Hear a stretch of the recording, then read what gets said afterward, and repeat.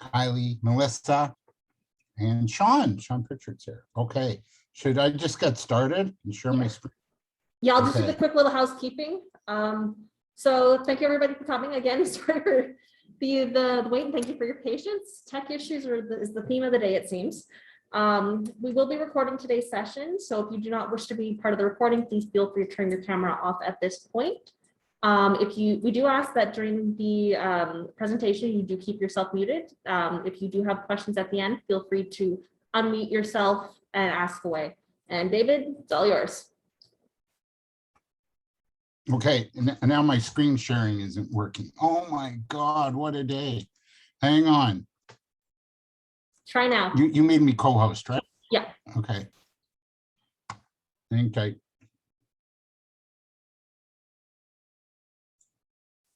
If it doesn't want to share, I do have a copy of the PowerPoint that I can Okay, put yes. up to. Yeah.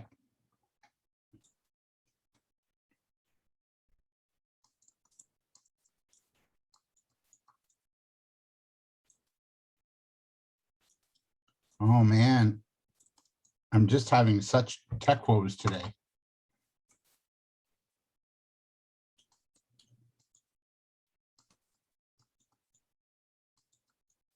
I couldn't get on and, okay. See if this works.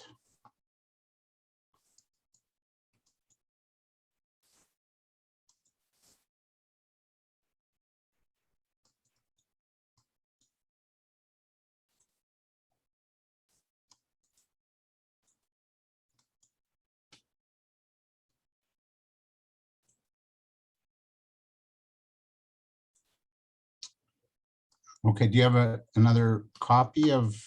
I do, so I'll share my screen and then just let me know whenever you want me to change the screen. Share. Okay. Okay, can everybody see that?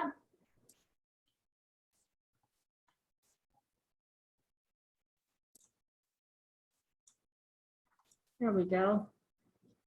All right, Melissa, I know you're not helping moderate today, but because I'm sharing my screen, I can't see a black screen. Uh-oh. Hold on. Let me move this on to a different screen then. So it's probably trying to share one of my 7 screens. Oh, there we go. Okay, let's try this again. Okay. Yeah, I see it. All right, welcome. This is the power of a niche. Oh, I saw it.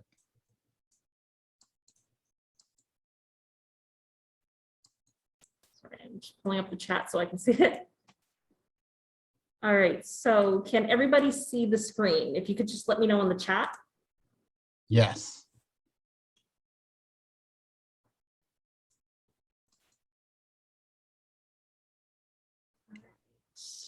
Yeah, the miracles of Zoom was like super slow in this end. I see it. Does everybody else see it?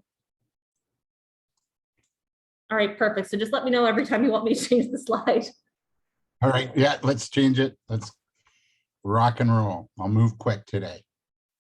Okay, welcome to the power of a niche. And it's October 13th, and so nice to be back with PARO. And yeah, you can go ahead. And yeah, so it's about hyper targeting and about focus today. And again, it's presented by PARO as part of their ongoing series of webinars to help women and empower women entrepreneurs. And that's my company. Okay, let's move to the next slide. And what's in store today? We're going to understand what a niche is, how to discover yours. We'll look at segmentation and examples, and if time permits, we'll have breakout rooms. So yeah, that's what's in store for this morning. All right, next slide, please.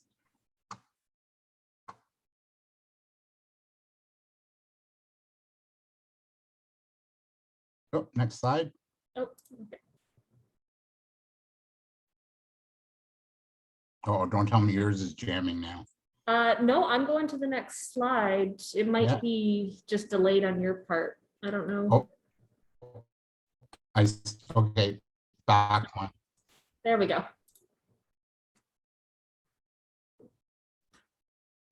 Oh, back one. Oh, one more. Okay. Okay, so we've all heard this, right? I've heard many of business owners say, my product is terrific, it appeals to everyone, right? And many of us have seen small businesses that try to be all things to all people, and that's a really difficult task to do, and a hard bridge to cross. So targeting your market is simply defining, first of all, who's your primary customer going to be. So that's one way to niche. It's like, okay, who am I going to call on? Who's my ideal customer?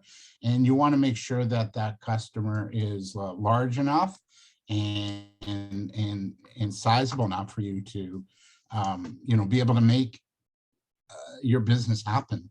Whoop, next slide.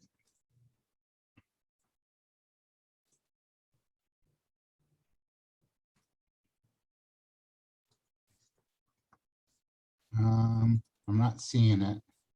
It has changed. Like I said, it's probably just very delayed. I will end up emailing everybody a copy of the PowerPoint today.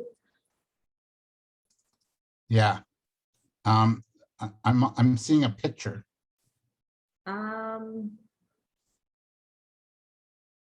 Should say know your customer. Yeah. So one of the key things is you got to know your customer, right? Your success is going to be really dependent on you knowing as much as you can about your customer so that you can meet their needs and desires. So that's one of the key things. And next slide, and then another slide, I think. So you want to know everything you can, like what are their challenges, what are their issues, what are their buying habits, what's their budgets, where do they live, what are their lifestyles like. All of that information is really, really critical to, figuring out your niche. All right, next slide. Does it go backwards? There you go.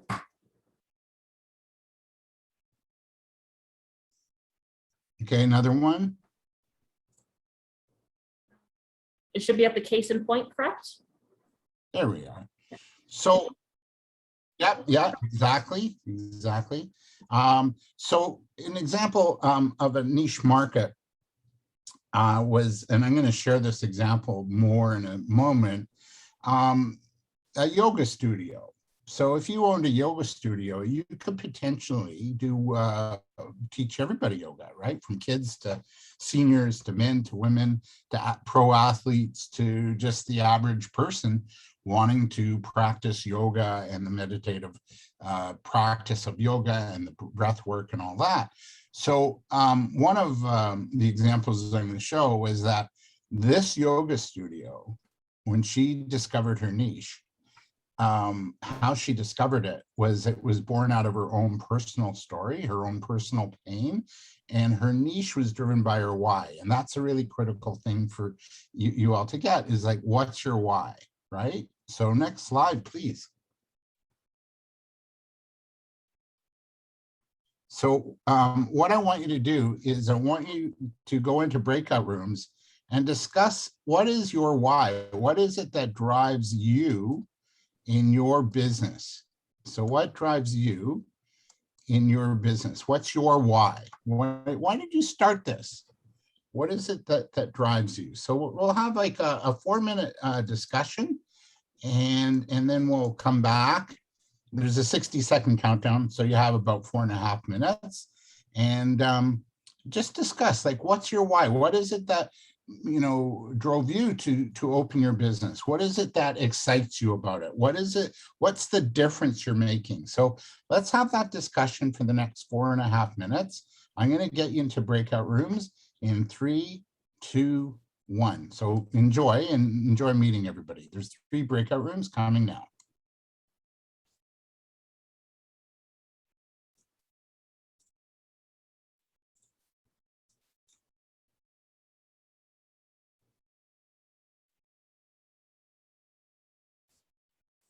Okay, we're really having trouble today. Hold on. Let me see if I can. There we go. Now they're joining. What's going on, Kylie, I wonder? I don't know. I think it's the internet everywhere and everybody, I've had a lot of people telling me today, I've had a lot of phone calls today saying people have been having issues with Zoom. They've been having issues with internet. Yeah, like, It's- honest, this doesn't happen to me, it's a thing, and Zoom you know? just updated again. So they have a new policy saying, make sure that your Zoom has been updated within the last 6 months it was, because after that it won't work. So you have to make sure your Zoom's all updated. Yeah, I just used Zoom yesterday and Yeah, they just dropped the update this morning. I think it was at like 1 o'clock in the morning, our time it dropped. oh my, okay, that I didn't know. Yeah. So like it's a super, super new, the update. But yeah, it's, if your Zoom isn't up to date within the last 6 months, your Zoom will no longer work.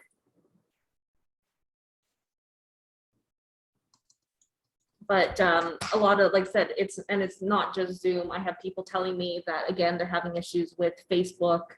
Some people are having issues with Instagram. A lot of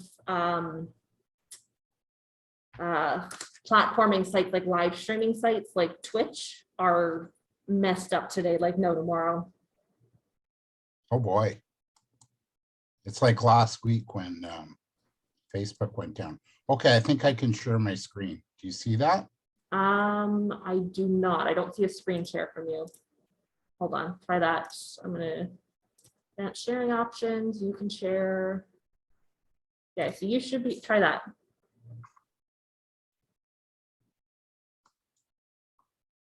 You see anything? No? Nothing. Okay, let me try.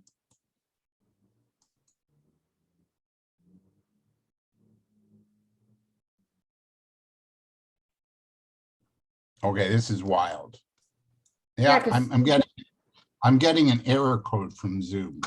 Okay, So okay, we'll have to just do it the way we've been doing it then.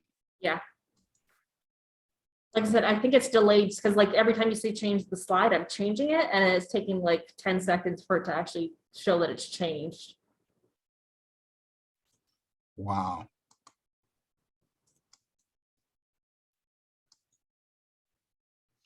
Yeah, it's crazy today. Oh, well, could be worse. I know, but I always like to be professional and show up, you know, and Yeah. things happen. I feel off my game a bit. Oh, I feel that. Don't worry. Like I said, though, we're on the right side of the ground. We're kicking. Yeah, and that's true. Good yep. point. And we might have some technical glitches, but we're doing good so far. Yeah.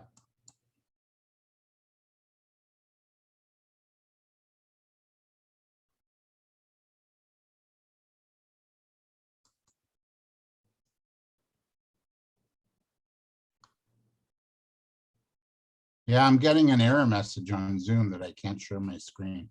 What's the error message saying? I just tried. Oh no, I got to go back, but it's like an error code, cannot share screen.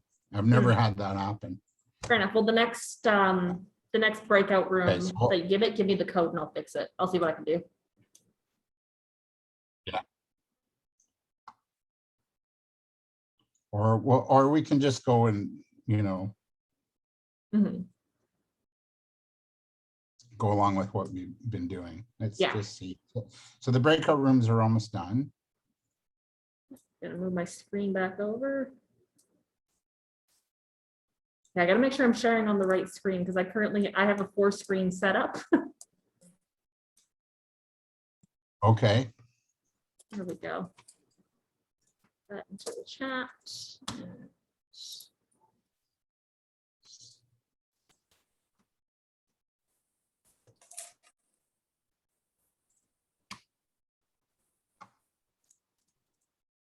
So welcome back, everybody. What was your why? What did you uncover in your breakout rooms?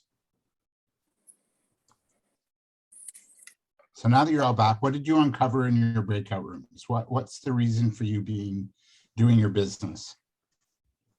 What drives you? Yeah, Sean. I can start. I love what I'm doing. Guess that's not a good enough reason. It's not the be all and end all of the why, but I offer green and sustainable solutions to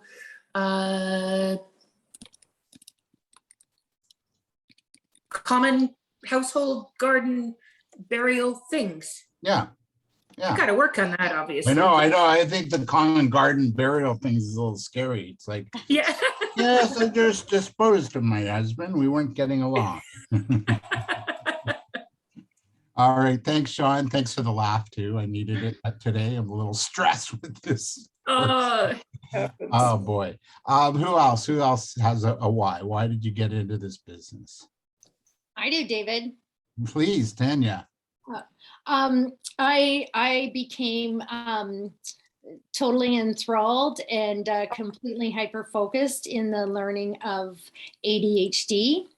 And I feel my why is I'm driven to help specifically women uncover their gifts.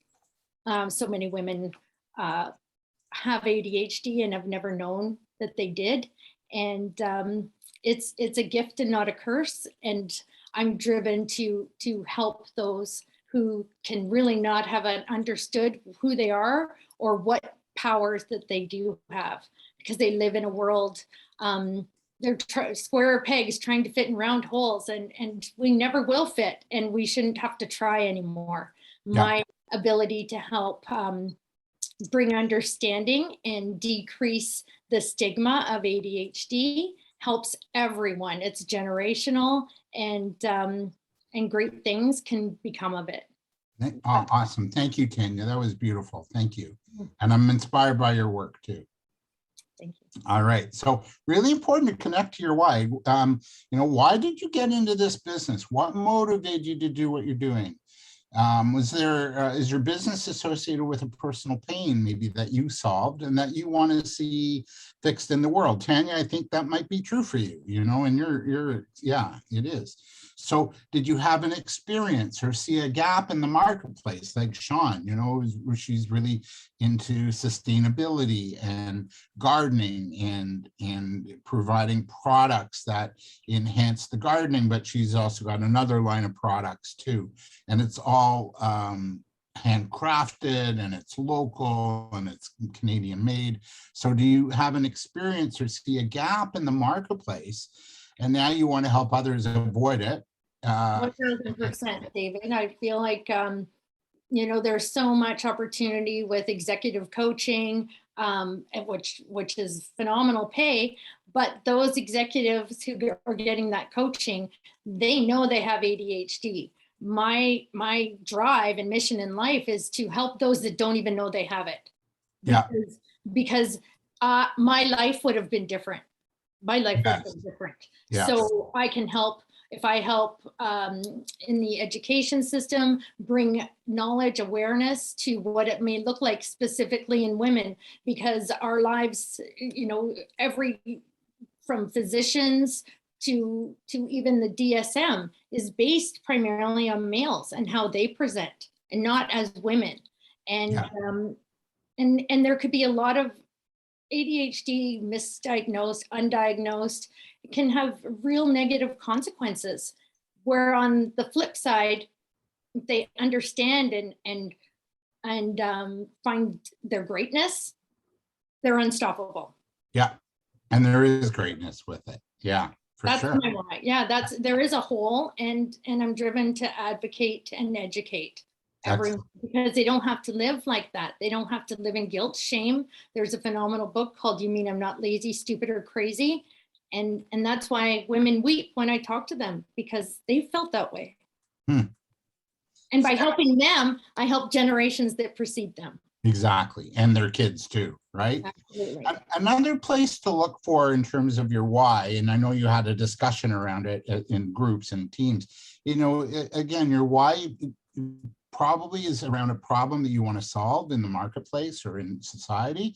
And you really want to identify maybe that problem and, who do you want to solve it for? That's another place to look in terms of your niche and also your why. And then who do you love to work with and why them? That's another really important thing. And we just heard two examples of from your, participants. They're really clear as to who they want to work with. Next slide, please, Kylie.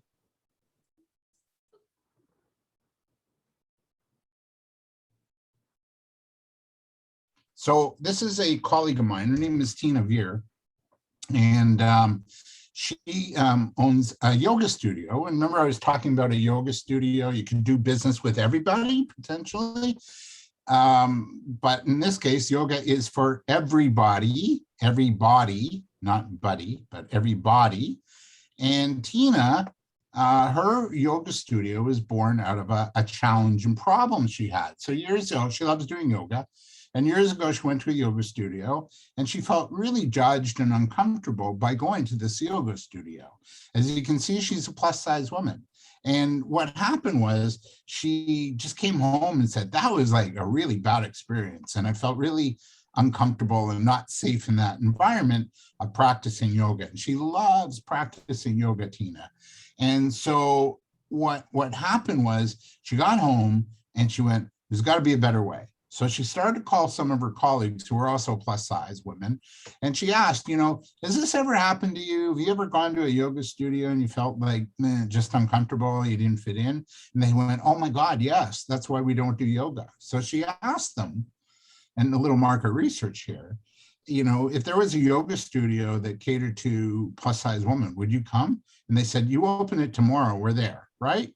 So what she opened up was, and she trademarked a yoga studio called Yoga for Round Bodies. And that's a true niche. And next slide, please. And so she owns a yoga studio. She started about maybe 15 years ago now. It's called House Salon Health Yoga. And she's just trademarked Yoga for Round Bodies. And her business has been thriving since the first day. She's never had to go for a loan or financing. And again, her Yoga for Round Bodies yoga studio is for plus size women, inspired by her own experience living and practicing yoga in a round body, and informed by her. She also does massage and manual therapy. So she really understands the body and how it moves, and especially if you do carry a little extra weight. So Tina shares yoga with students and teachers in a way that's accessible, sensitive, and safe for all practitioners. So what she did was she went to school, because she loves doing yoga, and she went to school and she got her license in teaching what was called restorative yoga. And restorative yoga is done on the floor. So how most yoga, you're standing up, you're on one leg, you're hoping you won't fall down. This is all done on the floor, and it's less taxing on the joints and muscles. So if you're plus size, this is the kind of yoga that you can still do, and you can still get your stretches in, and the relaxation and the healing aspect of it, except you're not putting extra pressure on your joints and muscles by standing up. And so her practice is, as I said, it's been 15 years plus, and she's built a name for herself among plus size women, so much so that the media will come to her for interviews around self-esteem issues. Tanya, this is kind of similar to what you're doing in a different way. So the media will come to her for interviews around self-esteem issues that plus size women have, or if there's an article they want to write about the health and wellness of plus size women, they'll go to Tina. She's built such a name for herself. So not only does she have a thriving practice, and she does massage therapy as well, she's got a studio that she opens up to other healthcare practitioners, so they pay her rent. She's just been so totally self-sufficient. And a few years ago, she started to trademark this and sell the concept not a franchise, just the concept. So she's selling this to other yoga studios across North America, and they get to use the Yoga for Round Bodies trademark in their marketing, and then they're attracting now plus size individuals, women and men, by the way, and now they're paying her like a royalty fee on top of her already existing yoga practice. So that's a perfect example of how a niche born out of somebody's pain or challenge or experience can really pay dividends. Next slide, please. So who's Tina's ideal client? Well, being clear, she knew who to connect with, right? Plus size women. By knowing their pain, by interviewing them and doing market research, she knew what inspired them to work with her. And by becoming a niche, she stood out in the market and people came to her. She didn't have to really, go to them. And that's where magic starts to happen. So if I can share that example for you, and if you can try and build that into your own business, you're going to be really good to go. And next slide, please. So what's really important for you to do is to identify who's your ideal target market. So you might have a big target market, but then you want to segment that market. So you want to market research. I can't stress this enough. It's really important, on an ongoing basis. You want to really research to uncover more knowledge about how your product or service is going to appeal to your target market. And then you want to understand where your target market is at, so you can actually maybe customize your product and service to meet their specific needs. So if you can do that, you're golden, I guarantee it. Please, next slide. So here's what I want you to do. Take a few minutes and brainstorm. What do you want to learn about your customers? Can you come up with 3 critical things you want to know about your customer? Just take a few minutes here and brainstorm, and then we'll share it, okay?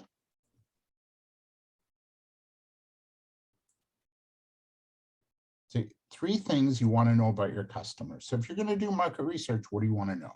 I'll just be quiet and we'll move ahead soon.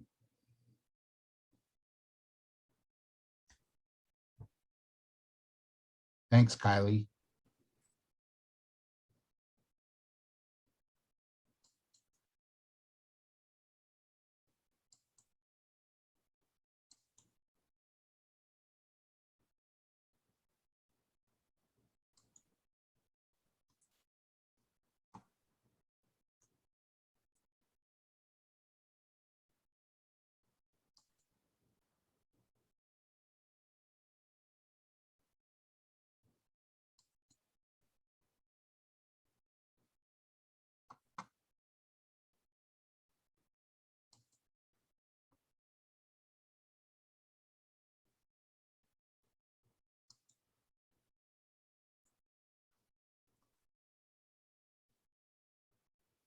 Okay, so good. I'm seeing answers. And Kamal Shah writes what they like, yeah, what their budget, and what are their interests. Yes, good, excellent. Anybody else want to share 3 things you want to know about your client or your ideal customer?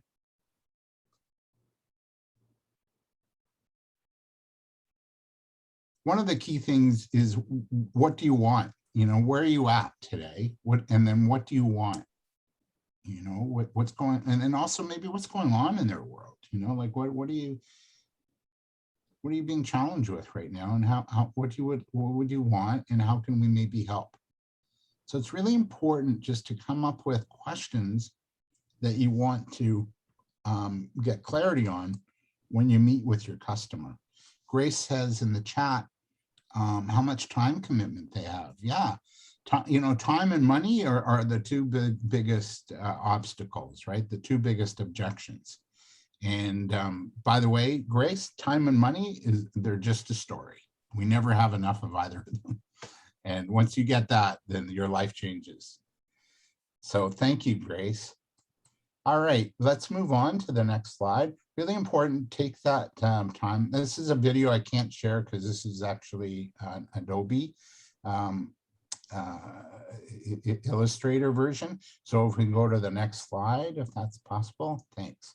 So, oh, and I'm just going to go into the chat one more time. Sean says, have they had requests for this type of product that you're offering? Yeah.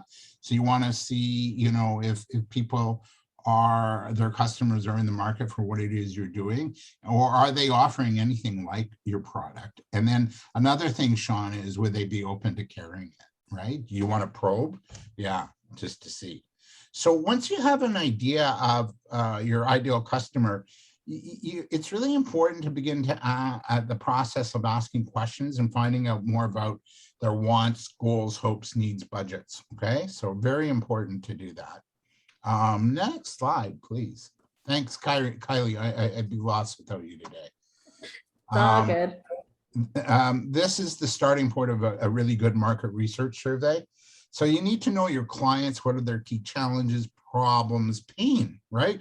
Remember Tina, the yoga practitioner, other plus size women were in pain with the idea of going to a normal yoga studio, right? It was, they felt self-conscious, they felt judged, they didn't feel warm and welcome.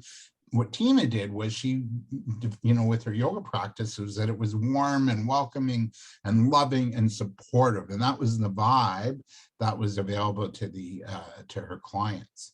You also want to know about, you know, the idea of if your client has challenges or problems, what's it costing them by not making a move or a change? Really important. I'd like, you know, on a scale of 1 to 10, how badly do your clients want to maybe fix the issue that's bothering them? What are their goals, hopes, and dreams?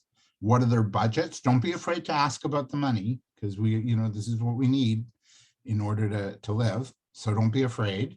Are they doing anything? Are they taking action to solve maybe their current challenge? You know, if they've got ADHD, are they doing anything? You know, are they seeing other therapists? Would they be open to what you're doing, Tanya, right? Are they working with somebody now? Are they happy with that current vendor? And would they like a second opinion? Would they like another, you know, viewpoint on how to treat or how to solve or how to help the client move through an issue or problem or challenge? And then what's the outcome? What does it look like? What success look like for your clients so that you can work with them to help them achieve successful outcomes? So that's really important. All right, next slide. So searching for your ideal client, you know, it's like, oh, where can they be? You know, where are they? Where do I find them? And next slide, you need your magnifying glass. That's why I had that picture. So the first place to look is through three different types of markets. And a market is really, it's simply a group of potential buyers of a product or service. And there's three key markets. There's the consumer market. And the consumer market is, it's like us, right? We go to the store, we buy groceries, shoes, clothing, food, you know, aspirin, whatever it is, hardware, cars. That's the consumer market. So the most, you know, notables are the, you know, drug and grocery items that you purchase every day, right? Next slide. And the next two markets, one is the industrial market. So that's known. So the first is known as business to consumer. The second is the industrial market. You've heard this term. It's B2B, which means business to business. So the industrial market means that you're supplying businesses with services or products that help them do business day to day, right? So if it's a service, maybe you go in there and you have a training company and you go in and you train their employees, right? So they're more effective at work, right? Or they're safer. Or maybe you're selling widgets to a company so they can make their products and sell their products to their clients. And the other market is the reseller market. And this is like middlemen, wholesalers. And a really good example of this is like GM sells cars, right? And you wouldn't go to GM in Oshawa to buy a car and knock on their head office and go, hey, I'm here to buy a car. No, they're going to say, no, you got to go to one of our dealers, and here's a dealer near you. So you're going to go to a GM dealer in your area and buy the car directly from the dealer, but it's made and it's marketed and it's advertised through the head office. So that's known as a reseller market. You're selling it to somebody else who's going to resell it on your behalf. Got it? All right. So that's one place to look for your niche, right? What market are you playing in? Industrial, business to consumer, reseller. And it's going to take a very different approach. You know, for example, business to consumer, you can't, I got my phone here, you can't make a cold call to a consumer, right? Because the law that came out a few years ago, people are on the do not call list. They won't appreciate that. But so you're going to have to kind of redo your marketing planning to reach that market. And you just got to be aware of that, right?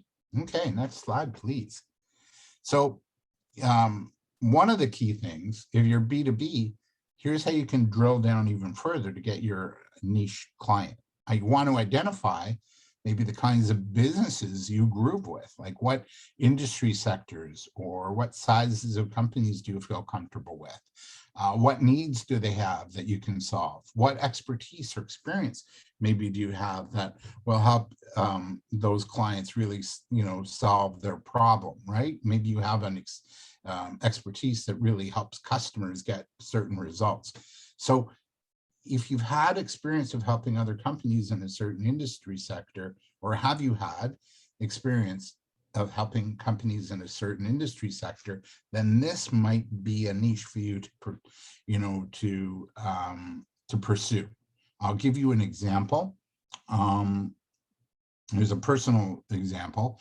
I worked in a marketing promotions company, and we really focused on packaged goods companies because we understood how they worked and we understood their buying needs. We understood why they and how they used the marketing product and services we were supplying them. So once we understood that, we could go into a packaged good companies and a new one and say, look, we get what you're going through. We have ideas and solutions that might help you. So we weren't selling the product or the services we were selling the ideas because we had past experience and we understood the needs of that company or buyer. So it's really important maybe to think just take a moment and think, are there maybe 2 to 3 industrial sectors you can focus on if you're B2B? If you're not, don't do this. So I'll just give you like a minute. Think of who would you like to work with? I like packaged goods. I like tech companies. I like nonprofit companies. Who would you like to work with?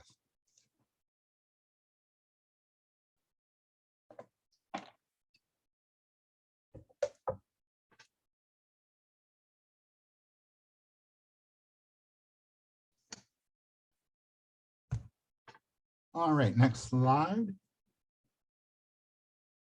One of the things to realize, this is the packaged goods sector. Look at all the companies. There's no lack of business. So again, just get clear. Who would you like to work with if you're B2B?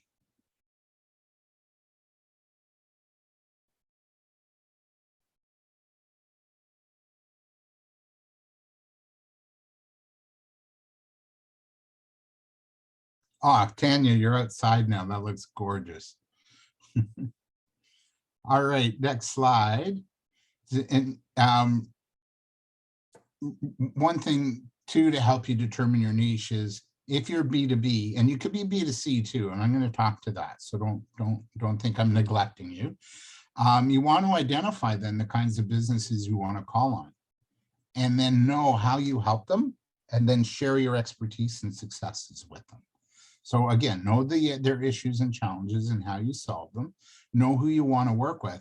And what I do if I'm going to be selling to businesses, which that's my market normally, is I begin to build my hot 50 contact list, and then I begin the process of marketing and selling to them. I'm not going to get into that now, but that's where it starts. When I want to grow my business, I think, okay, who am I going to work with? Who do I want to work with? And I develop what I call a hot 50 contact list. of companies, and I get all their contact information, the phone, email, website, proper contact person. And then as I said, I begin the process of selling. So that might involve a little bit of cold calling or warm calling, as I like to call it. And then it might include online marketing. It might include maybe, down the road, we're more able to attend trade shows. So we meet these individuals, or we go to conferences where they're at, or we advertise in periodicals or magazines that they might be reading. We find different ways to get in contact with our Hot 50 contact list. All right, next slide, please. Thanks. So if you're going after the consumer market, you got to have them in your mind's eye. So you got to think, how am I going to reach the consumer market? And as I said, you got to be a little more creative here. So the other thing is, know that it takes 9 to 12 contacts to reach your clients. So you've got to vary your approach. Don't be what we call a one-trick pony.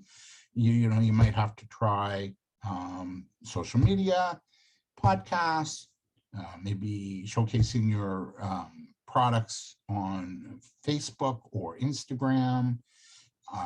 Somehow get FaceTime with them or Zoom time. Try and, if you can, meet in person or have a meeting online with your customers. Talk it up, learn, connect, educate your customer. If it's a consumer market, maybe you might have to do some online advertising, or word of mouth. Talk to people in your own world and ask them, who do you know that might be interested in what I'm doing? And chances are, if you know 50 people, chances are you'll get 2-3 leads. And all of a sudden you've got like potential of 50 to 100 potential customers to call on. So the consumer market's a little bit different in that you can't do cold calling, and your approach might be a little bit different in your overall marketing and sales approach. Yeah, next slide, please. So really important to have your customer in your mind's eye, right? If you are B2C, who's your ideal customer? And what do you know about them, right? So when you see these pictures, what do you think, the woman on the upper left, the older woman, what do you think of her? What do you think she might need? What's on her mind? What's concerning her? Because just by looking at a certain, a picture of somebody, and that's what I mean, have a picture in your mind's eye of who your ideal customer is. So what do you think this older woman on the left needs? You can unmute or you can write in the chat. What does she need? What's going on for her in life? She looks pretty happy, eh? Probably involved in community. Maybe, yeah, down the road, Tracy, home support down the road. Maybe she's starting to think of that. But she's pretty happy. So I'd imagine she'd want her independence. A vacation, yeah. Maybe she wants, like all of us, we want to get out of Dodge, maybe she was really She happy. wants to connect with like-minded people, happy, jolly, other people to spend time with, or to enjoy a hobby. Yeah. Working out, whatever, like, who knows? Yeah. Walking club, maybe a walking club. Yeah. Yeah, excellent. What about the woman in the middle? She may also need some gifts for her family. She looks like she has a lot of family that she loves. Yeah, like gifts for Christmas and things like that coming up, right? Yeah, thanks, Tanya. What about the woman in the middle? What do you think of when you see her? What might she need? Maybe things for her work, more skills training, clothing, right? She seems pretty professional, right? Stylish, red glasses. First time home buyer, yeah, Tracy, yes. And what about the guy on the right with the post-it notes and the blackboard? What do you think of when you see him? Looks like he likes to have fun, but he's into learning and development. And he likes the, the social scene. Teacher, technology, yeah, I'm seeing the chats, excellent. And what about the woman on the lower left, DIY landscape workshops? All right, Tracy and Sean, I think you're gonna have to connect. What about the woman on the lower left with the, it's a binder. It looks like she's in an office and there's wires. So there's like technology going on there. What do you think of her? She's pretty happy, probably again, stuff for her career, and, learning, advancement.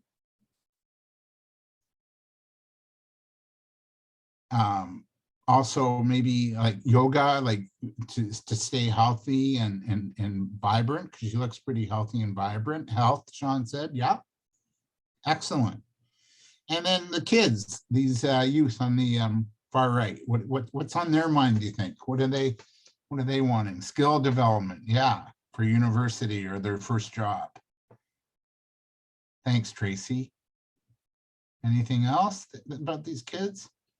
Maybe about universities, what's, planning their post-secondary education, maybe mental health for youth, maybe, hey, don't do drugs, that kind of thing, right? So computers and phones, Sean says, yeah, excellent. So when you have a picture in your mind's eye of your customer, you almost kind of get to know, like, hey, by looking at them and who they are, you kind of have a feeling of where they're at and what they might be interested in, right? Just by having them in your mind's eye. Next slide, please. So this is what's called a customer avatar, and it's a detailed profile of your ideal customer. So it doesn't make assumptions or categorize people into groups. Your advertiser focuses on one person and outlines everything about them. So it goes into greater depth than a regular marketing persona.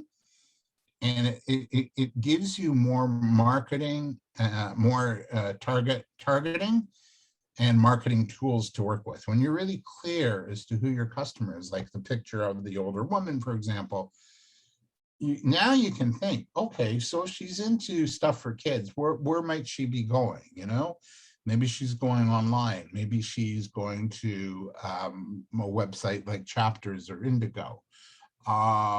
Maybe she's in forums about, grandparenting, or maybe she's looking at, I saw, moving into a seniors facility. So maybe she's involved in looking that up online, and maybe involved in discussions about what life would be like post living alone at home, right? So it helps you by being, identifying who your customer is and having a picture of them in your mind. It helps you be way more focused in terms of your overall marketing strategy. So good work. Okay, next slide. So it's really good to have a target market, but it's really, you have to drill down. So target market could be like women 25 to 55. That's a huge group. It's a huge group. But when you start to break it into subsegments, then your overall marketing, your sales strategy is going to be a lot more focused, and you can actually start to begin to talk your client's language. Okay, next slide. I think I can get you into breakout rooms, and we'll have like a mini chat. Are we okay to go to about 10 after, Kylie? No? Yeah? Okay. Quarter after latest. So in this breakout room, what I want you to do is, what are some sub-segments that you can relate to, right? What are some groups of maybe individuals, if it's business to consumer or business to business, that you can relate to?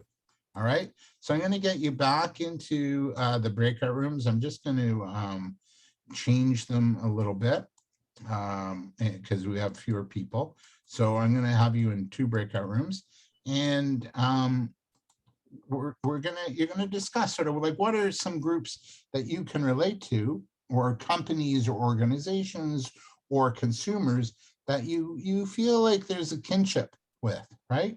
You feel like you get along well with them. So I'm going to open up the breakout rooms, just start jamming, and we'll see you in a few minutes. You should get an invite, just accept it.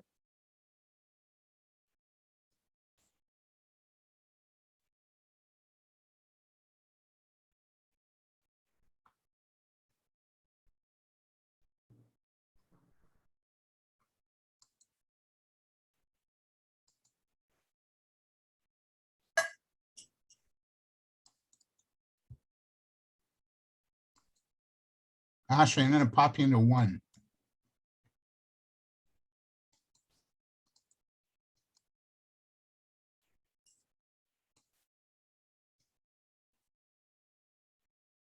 And Michelle, I'm going to pop you into two. Hopefully you see an invite, just accept it. All right, we're doing well. Yep, almost there.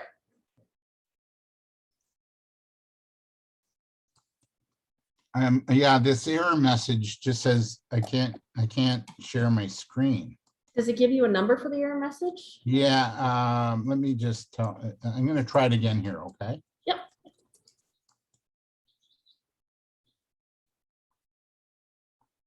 Yeah, it's like it's blocking it. Yeah, it says error code 105-035. Okay, and that is a common one that's been popping up Yeah, today or just lately? lately. Screen sharing has failed to start. Please try again later. Weird, eh? Yeah, okay.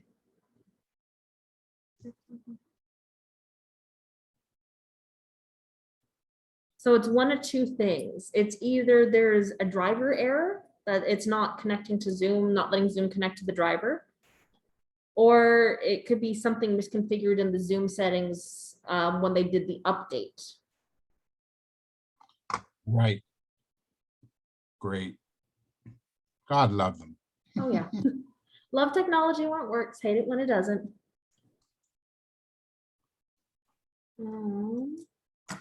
Yeah, I'm almost done. It won't take too much longer, actually. It's all good. I'm honestly, today it's a wash for me today because I'm just coding today. You're coding? I'm coding. So as you're talking, I'm over here coding as well. Oh my God. Okay, that's good. I'm glad you're doing stuff. I have ADHD, so I can't focus on one thing. So while I'm coding, I'm actually listening and absorbing what you're saying. If I wasn't, my brain would be just gone. Thanks. Yeah, so that's the message I've been getting, and you know, I'm really sorry. Like, believe me, like I really pride myself on being professional, and I'm sorry. I worked in customer service for 12 years, and everything was very professional. And don't get me wrong, I get where you're coming from, where it's like you have to be professional, but I've also learned that's kind of go, you know what, when crap happens, whatever. I know. I have to let it go because I didn't want it to affect the workshop. Oh, you're doing awesome. So Thanks. I'm actually just going to send you in the chat a direct message with the link to where I found the issue, and it does give you some solutions on how to fix it as well. Okay, yeah, because I just did a Zoom call yesterday, like a session. No problem. Yeah, like I said, they just did an update for it, and even mine, I had an issue earlier where I couldn't connect my microphone to Zoom, and it was just a configuration error. So they're still in the call. Mhm. And thanks for the link. No worries.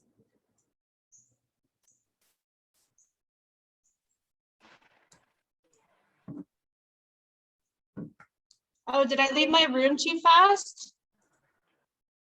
No, you're good. It's just saying the breakout room's gonna close in like 30 seconds or so. Oh, I just saw it pop up, so I left. Do you and Melissa work together? I take it you do. Yeah. We do, yeah. Also why she's co-hosting, because I can't see the chat when I'm screen sharing. So she's helping me with the chat. Awesome. Thanks, Melissa. And I'm really not doing a whole lot here. who makes who go for coffee in the morning? When- Nobody's. She's way up in Thunder Bay area, and I'm further south in North Bay area. Okay. So our relationship is strictly virtual at the moment. Yeah, doing the old Tim's run. Yeah. Sorry, Tracy. Sorry, Sean. I saw my pop up to leave our room, and I pressed it really fast. Oh, all good. Those were some great sharing moments, though. I don't know if you heard me. My fingers are too fast. So who'd like to share what they came up with in the group? Oh, where did my chat go? Well, I talked a little bit about my background here is therapeutic DIY and therapeutic landscape design and consultation and support services. So from a business to business perspective, I was looking at healthcare and education, and they actually added libraries and community groups. And then from a business to consumer perspective is DIY homeowners, individuals aging in the home. They added moms homeschooling their kids. I've also added chronic pain, addictions, behaviors, stuff like that. Wow. I like that. Okay, anybody else? Like, what segments can you relate to? If you're, wanting to focus in on a group of customers. Thanks, Tracy. I'll talk, David. Thanks, Tanya. I was just saying, I don't like the idea of niche so much, because niche so narrows things. And what I do is tell people to, as long as they're gaining energy, and then it's a good thing. And just for me, if I focus on one niche, for example, female entrepreneurs, they have ADHD, almost like a huge majority of them do. We're driven to careers like ADHD. So, and I love that. I'll never want to not do that, because I connect with them. I get them, right? That's who I am. Then that's a niche, and that's good to maybe focus in on that group and talk their language. And I'm going to show you an example of how that plays out, okay, in about 2 minutes. Okay, well, but that being said, I still feel such a great desire to connect with the education system. They are the first line of defense. When they understand and can see traits specifically in girls, they may be able to catch things sooner, because unidentified, there's a litany of problems that could happen and do happen. So that's important to me too. I also do enjoy working within the prison system and helping understand that.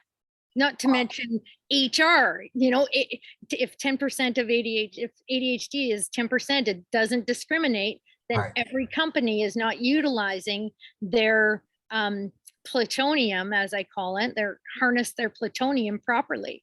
So it can be everywhere, and that's what makes the niche difficult. I love how people can do it, but I feel like I'm 50 years old and I am tireless Okay. to promote this. All right, I got it. I got to move on just for the sake of time.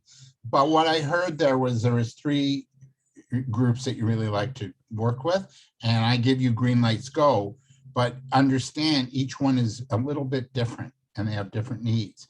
So, one niche for you, one market niche might be the education system. The other might be women entrepreneurs, and the other might be the prison system. So I say green lights go, but don't, and on your website, what I would maybe do is say, hey, if you're an entrepreneur, come here. If you're, for organizations in the prison system, come here. And or have different sites or different marketing approaches. I'm working on that right now, how to so blend it all together. Not Yeah. to mention Indigenous communities. because no one's paying attention to that. Right. So you just narrow how much you take on, because then you're going to be spinning your wheels and you're going to be like all things to all people. So just maybe start with 2 or 3 right now, and then you can add on over time. I That just would need be my a team. recommendation. I need a team. Yeah, you do. You do. All right, next slide. Thanks, Tanya. So this is what happened to my client Pamela. She was like Tanya, and here's what happened. Next slide, please. So she was working with women 35 to 55 that were stressed out, right? And she came in for a coaching session and said, I'm not getting anywhere. I'm not getting any traction with my marketing messaging. And I said, well, who are you talking to? Well, I'm talking to women 35 to 55. And I went, whoa, whoa, whoa, let's see. So I drew a big circle on flip chart paper.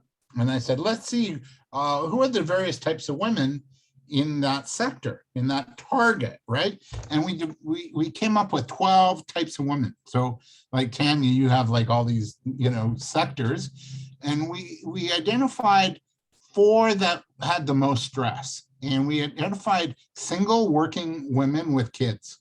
Think they got any stress? Yeah, probably. Single self-employed women with kids. Man, the stress of running a family and running a business. And then married with family, working, and older parents. No stress there, huh? I'm being facetious. And then married with kids and commuting to Toronto. She was based in Durham region, and a lot of people commute to Toronto from Durham region every day, and that's like 2.5 hours and stress on your life. By the time you come home, you're stressed out, you're tired, you don't have what to give to your husband or spouse and your kids. So we identified those 4 as who she was going to focus in on. And so and then she created her marketing plan around them, right? So where were single self-employed women hanging out? Well, women's networking groups, women's business groups, organizations like SheEO or the Company of Women, right? And or PARO, right? And so she would go to these groups. And now when she introduced herself, her message used to be very general. And now when she introduced herself, she talked to that group of women that were there at that networking event. She wasn't talking to everybody else. So she got up and she stood up. Her name is Pamela. And she said, I'm Pamela and I'm your anti-stress. Are you single and self-employed with kids? Know the challenge and the stress that it takes to not only run a business in this environment, but also to raise a family? What I do is I give you your life back and a little sense of calm each day. I teach you how to practice mindfulness, breath work. We do meditation, we do visualization, and I coach you to, get your energy back. If you want to have a little bit more you at the end of the day, I'd love to talk to you, right? So by understanding, she wasn't going after everybody in the room and saying, hey, are you stressed out? I do stress management. Like that message wouldn't connect. But when she identified her market and she identified the problem they had, and she said, I've got a solution for you, the people in the room that were single, self-employed with kids would come up to her after and say, I want to talk to you. I want to meet you, right? So when you're more focused in your messaging, you're going to have way better results, way better, okay? So that's why it's important to, it's okay maybe to have 2 or 3 niches to work on, but really hyper-focus your messaging to speak to their needs, wants, challenges, goals, hopes, and dreams, okay?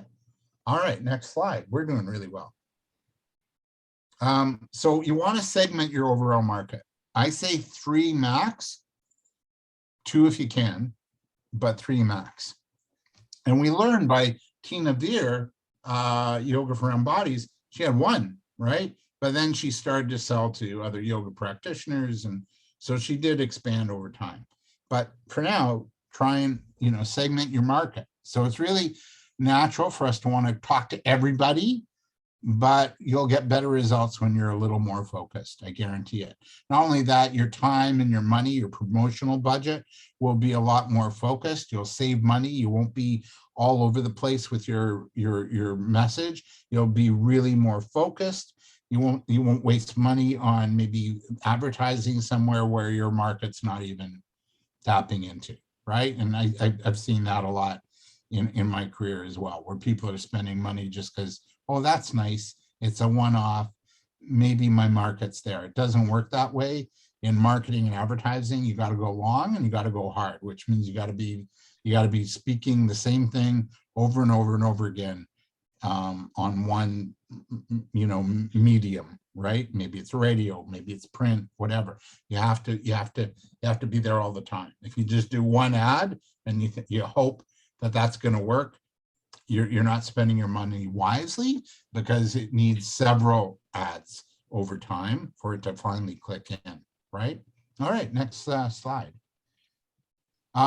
Here's another surefire way to niche, and it's by really telling your story.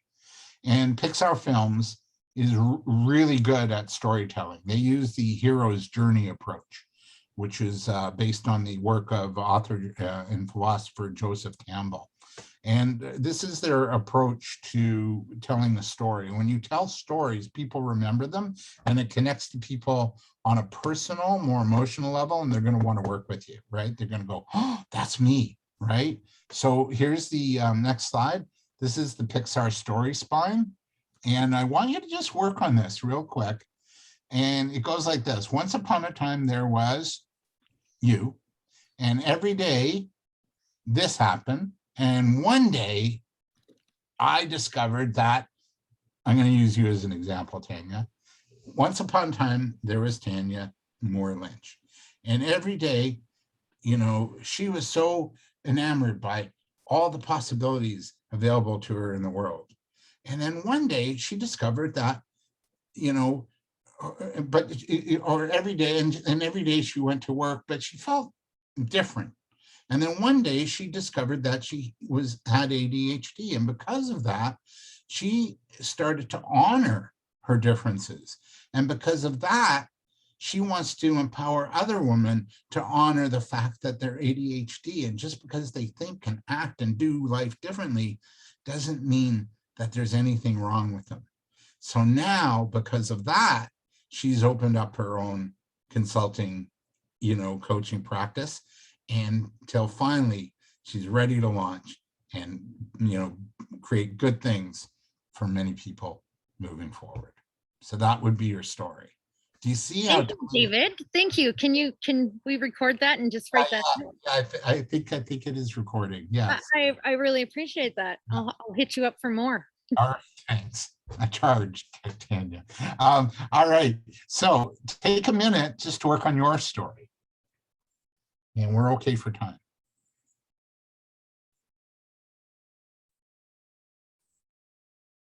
So once upon a time, there was you, and every day, when one day, that's where the epiphany happens.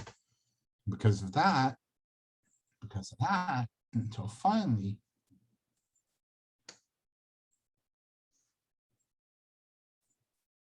you can put this on your website, and you can use it as an opener at a networking event. Or talks, if you do talks.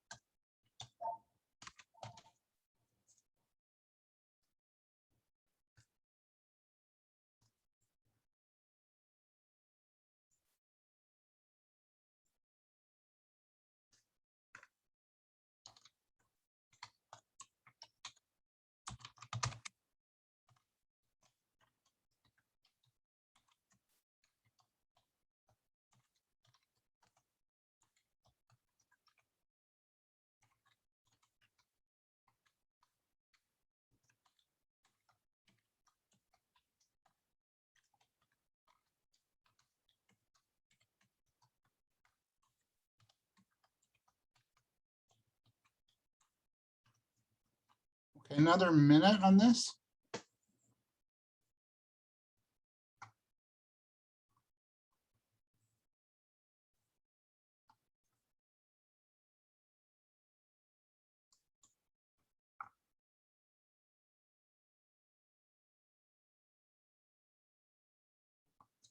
All right, another 30 seconds.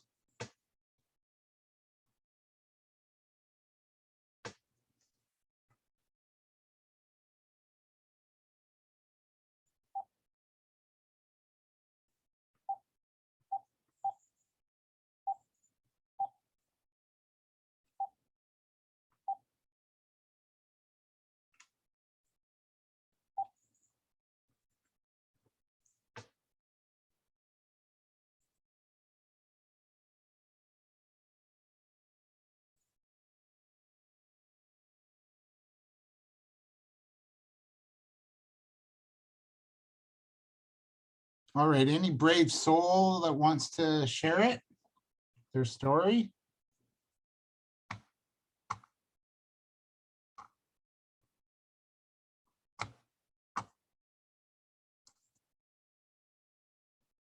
Kamal, Grace, you can write it in the chat and I'll read it.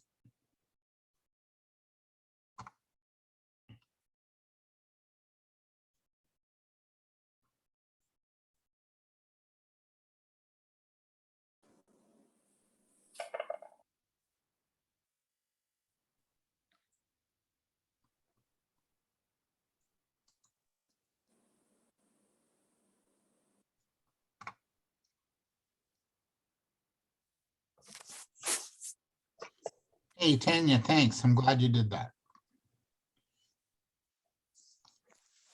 Just to note, Melissa, who works with PARO, is actually studying storytelling. So down the road, Melissa says in the chat that her plan is to create a deeper dive and workshop into storytelling. So if you see that coming available, I really recommend it, because this idea of storytelling is one that it connects to clients and prospects in such a different way than, you know, saying how great you are. It's like, here's who I am, here's what I did, and here's what, you know, what's available to you, right? And it's a way deeper, more profound connection.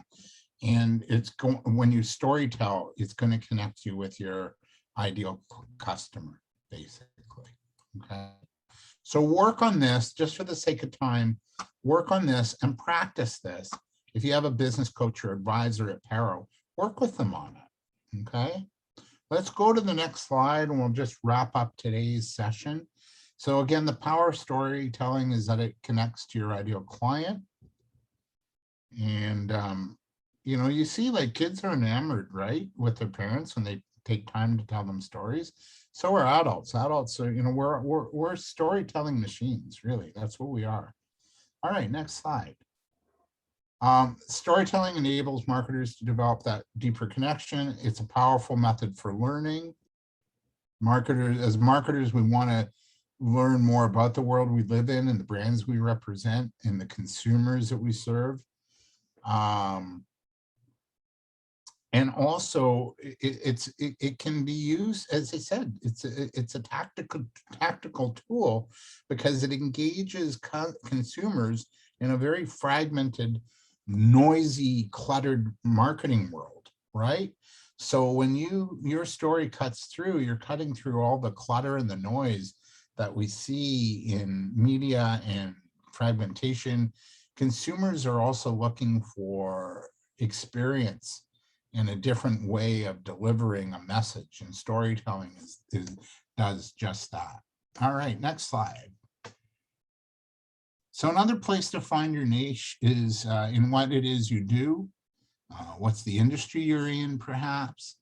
What's the result you bring to the table? Maybe your niche is about, hey, I help companies increase sales. That's a niche, right? Or we help you save costs. Or we build trust, you know, among your team, right? So those are niches. So it's also what you do.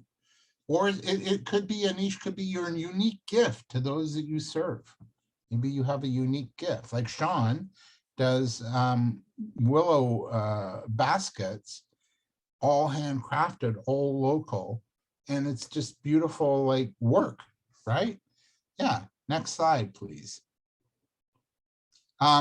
So before we end, you really also, I can't share this enough, always be doing your market research. Get info on your market. I like going onto Google and subscribe to Google News Alerts.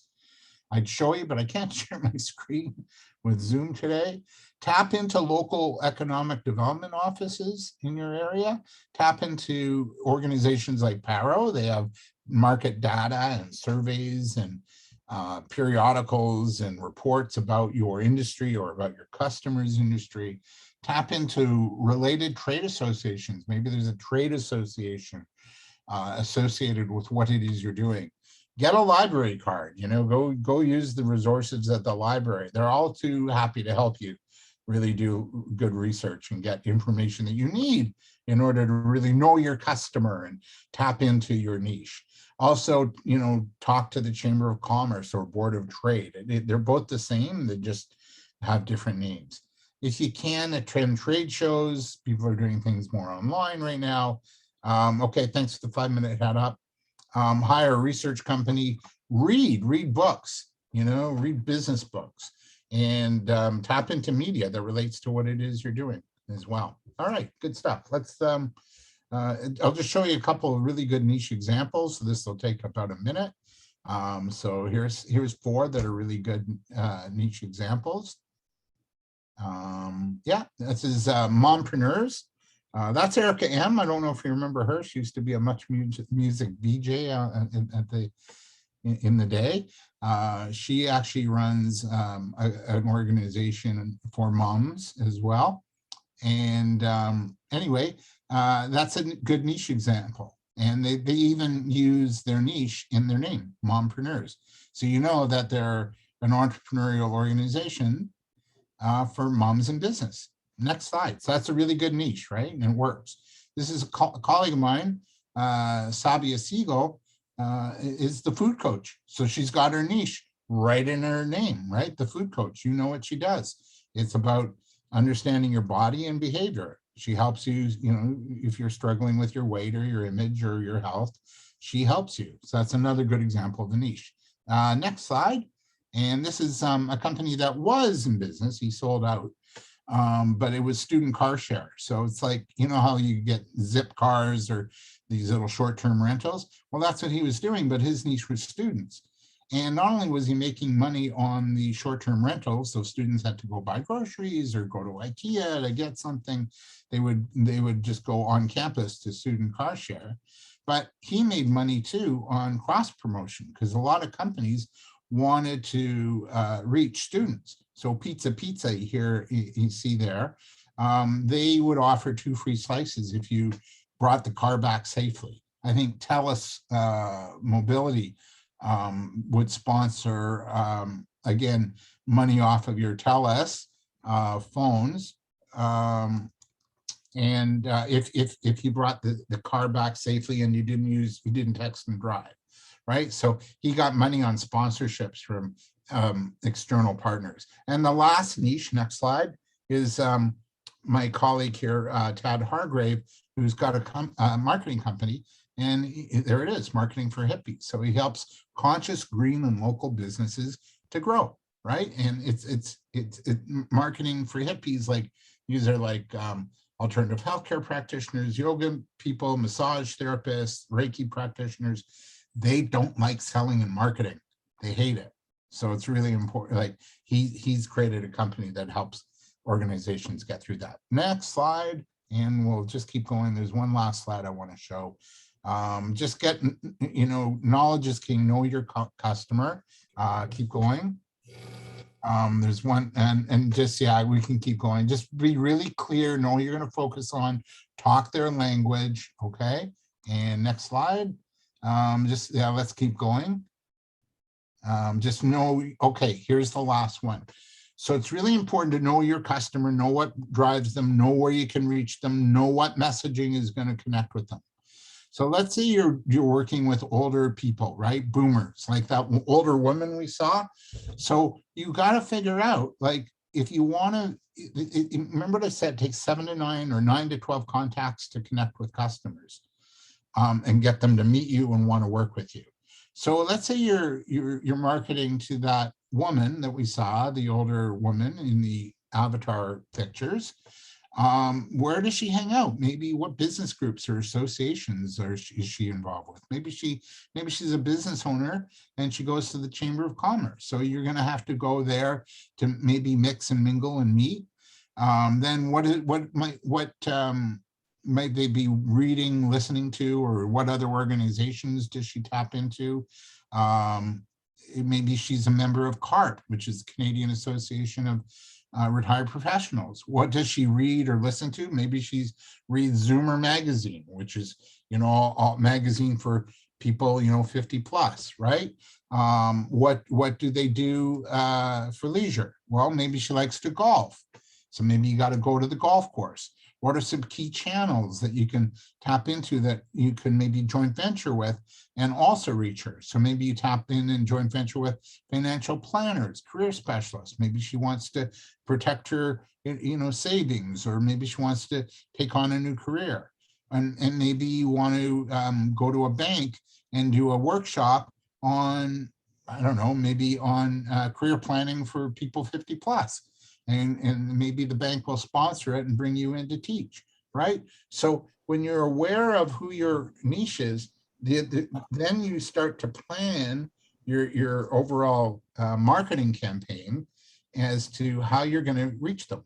And next slide, and I think we're done. Yeah, we are. So these are resources to help you. This is where you can get in touch with me. Start with Why, Simon Sinek. The E-Myth Revisited, great book by Michael Gerber, and a book by Sally Hogshead called Fascinate. And they all have videos on YouTube, which I really recommend. Any questions as we wrap up? Thank you, Kylie, so much. And thank you, everybody, for being patient with me today. I really had a hard time getting on today. Zoom was like crazy. Any questions before we wrap up? Did you learn something? Yeah, thumbs up. Okay. So Thank really, you, David. It was great. Thank you. thanks. I'll just share one last story about a niche, and it'll be 1 minute. So there's a radio show I think I mentioned in previous workshops. It's called The Age of Persuasion or Under the Influence by Terry O'Reilly. It's on CBC, and it usually airs a couple times a week. And if it's not airing, then there's podcasts. So he was, he owns Pirate Radio. They do radio ads. They produce radio ads for clients. So real quick, he was called in by the Toronto Symphony Orchestra to come in and meet. The symphony said, we have a problem. What's going on? Well, our audience is dying off. They're older. And then there's mobility issues and not coming in. We need new people. And so they discussed the next step down would be boomers, right? Baby boomers from seniors. And so they did their research first on boomers, and they interviewed baby boomers and they asked them, what do you think about the symphony?